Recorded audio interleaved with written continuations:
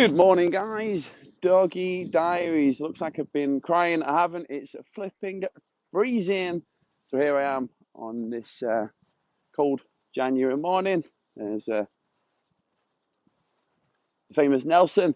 And today, as the title says, is how to be more consistent. And there is a huge potential for lots of different conversations in that area. Okay, least of all, how not to be consistent, things not to do. The fact that it says be consistent, as in it's part of who we are. One of the things that I do with clients is ask them, who do you want to be? I don't ask them, what do you want to weigh, as a form of transformation, although it is important. But it's literally, how can we be 20, 30, 40 pounds lighter? Who do we need to be? Anyway, once again, that wasn't the main focus. What was is something that combined a few different pieces. And one moment, wait, I get my don't like doing two things at once. All right, if you've ever read the one thing, bear with me a minute.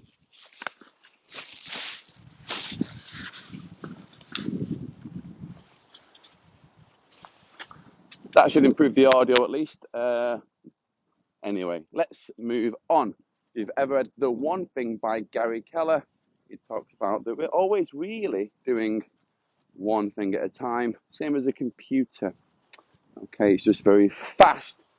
And if you're a multitasker, I'd recommend that book. As a quote, as you chase two rabbits, you catch none. Now, consistency.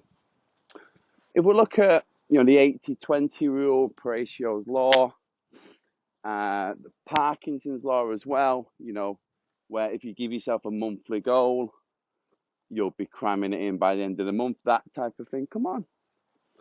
And if we combine that with the busyness of the mind and how we can get distracted and captured by our habits, our life, our environment, our responsibilities, and the things that really drive us, our values. We're always living according to our values. Something that I do with clients in week 2 is assess their why. You can have a B, you can have a why.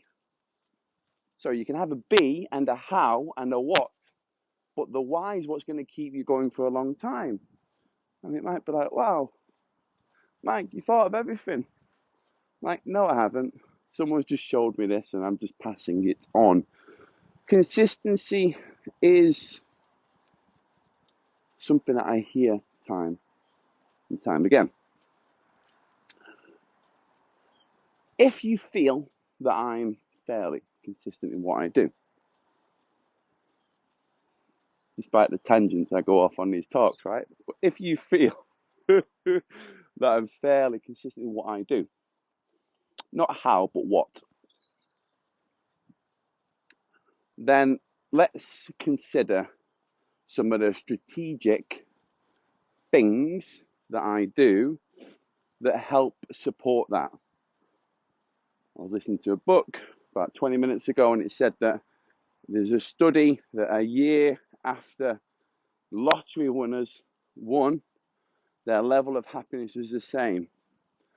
All right, I'd like to try that one. So we do need to look at the why. We do need to look at those internal drivers. What's important to us? My brain won't let me avoid that conversation. But I did say structural. I did say strategic. I do want you to go away and have something that you can do. And you'll notice these videos are at a similar time. I have a morning routine. It's not set in stone. Get up at about 5:30, but if I get up at 6, sometimes a bit later, it's okay. and then do A, followed by B, followed by C, concluding to some degree in this video. So this is the result. Put my poo bag in the bin. How you do anything's how you do everything, right? I'm a good dog owner. Collect my dog's poo, put it in the bag. All right, it's a metaphor for life in there, I am sure. So, a morning routine concludes in this video. So you see the video, it's like, you're consistent on the videos. You see the video, get it, want to be more consistent. I'm in a bit of a routine myself, want to improve my habits. Right, awesome. Where does it start? Maybe I need to focus on my sleep. My sleep isn't great, so let's not focus on that straight away. At least it'd be great if we could guarantee a good night's sleep like I have in my 20s. All right, when you've got a bigger vision, when you work hard, when you have too much coffee as well, then that's an ongoing thing. So I don't even go there. But I tell you what, get up certain time, A, B, C, D. I'm not like rigid, but there's a process. Benefits.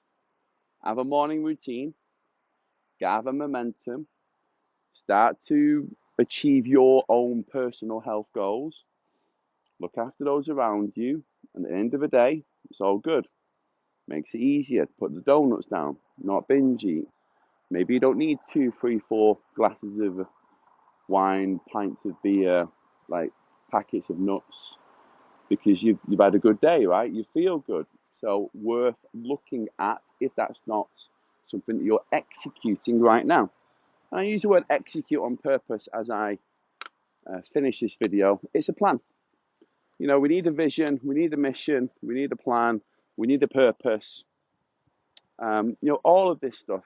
So yeah, if you want to make changes, start with the morning. It's so much easier. And if you want to read a book on this, there's a book called The Morning Formula by a guy called Craig Ballantyne. That's it. Take care.